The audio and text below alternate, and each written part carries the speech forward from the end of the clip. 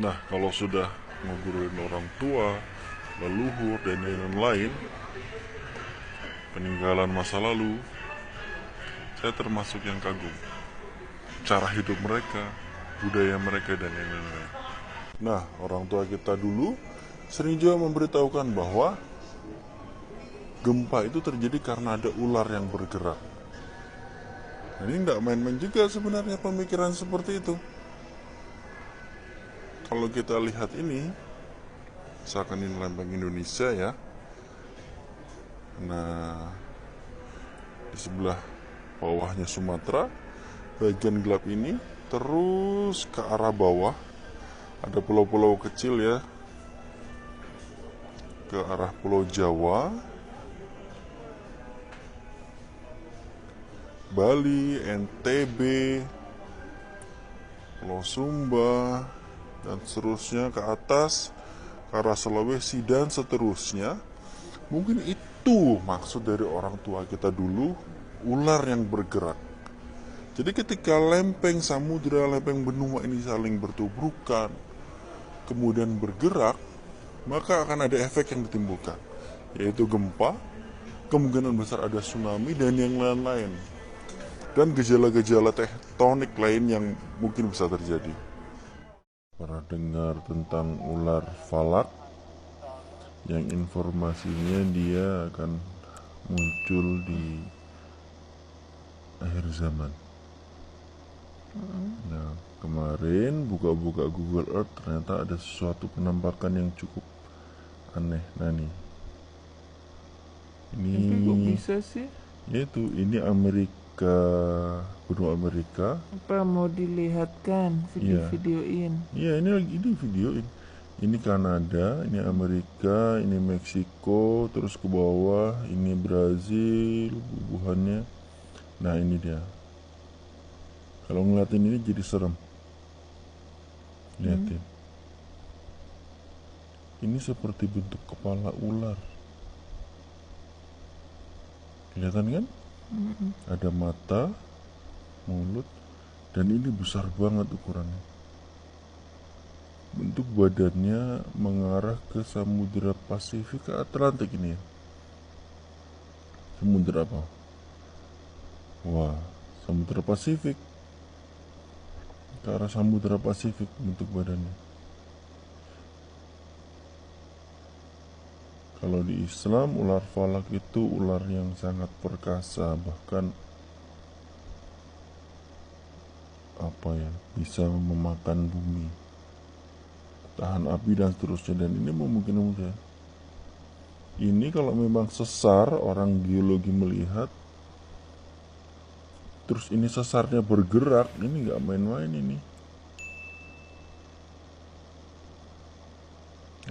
Pertemuan lempeng benua dan lempeng, ya gitulah pokoknya, mereka orang geologi paham.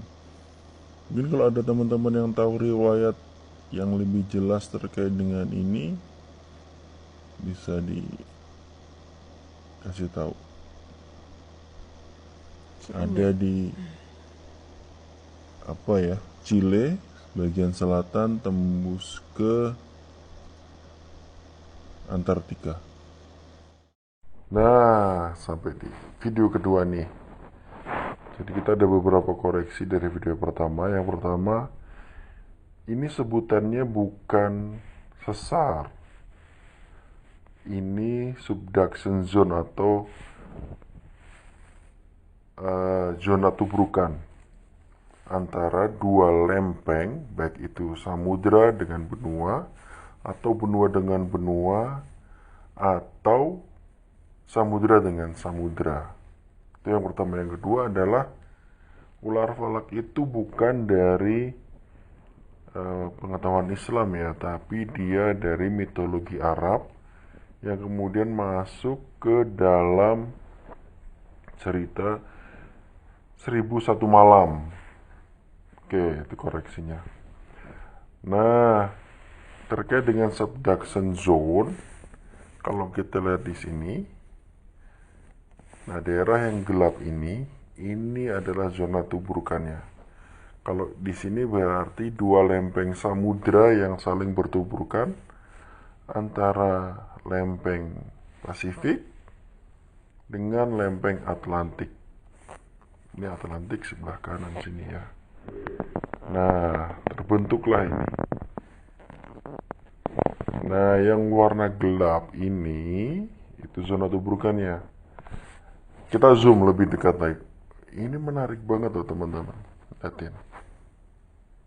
Nih, yang pulau-pulau kecil yang di kayak hidung ini, kalau kita zoom, coba lihat. Apa ini?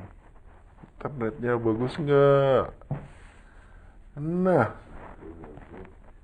iya. Ini gunung berapi nih. Kedamaian Cook Island. Ini apa lagi nih?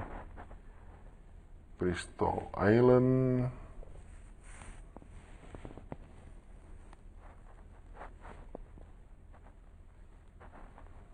Montagu Island. Nah, ini kelihatan nih, ada kayak asap keluar kan? Nah, ini sama seperti Pulau Jawa. Dari Sumatera, Jawa, NTT, NTB. Terbentuk ada banyak kan gunung api di situ. Nah, ini bisa jadi gunung api terbentuk karena adanya subduction zone ini. Ada 1, 2, 3, 4, 5, 6, ada 7. Dan satu di sini yang menjadi matanya si ular kemarin. Georgia Shell dan Kepulauan Sandwich Shell. Ada penduduknya di sini kayaknya. Oke, kita lihat ini ya. Ini berjalan ke arah mana sih sebenarnya? Jadi kalau di sini berarti dia ke arah bawah. Kita coba putar ke arah atas saja biar lebih mudah lihatnya ya. Kita lihat ke atas, kita putar ke arah mana dia berjalan. Pelan-pelan. Ada di sini ya.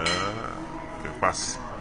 Kita putar. Ini ada seperti jalur, kita ikutin aja jalur ini. Kita retakan ini.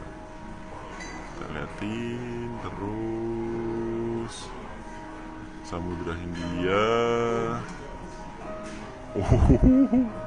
Yang mengarah ke Indonesia, pokoknya ke Asia lah. Itu dia ngarah ke sana. Nah, sekarang kita coba ukur dari hidungnya ke Indonesia tuh berapa jaraknya. Kita kasih titik. Oke, tambahkan, ikutin retakan yang tadi. Nah, ini dia. Ini dia. Oke, jaraknya 11.000 kilometer. Oke, anggap aja jaraknya ini adalah 11.000 kilometer ya. Nah, kalau kita kejadikan ke sentimeter, maka ini jadi 11.000 dikali 100.000, karena dari kilometer ke sentimeter, atau jadi 1.100.000.000 sentimeter ya. Nah, kalau kita gunakan dengan jarak ini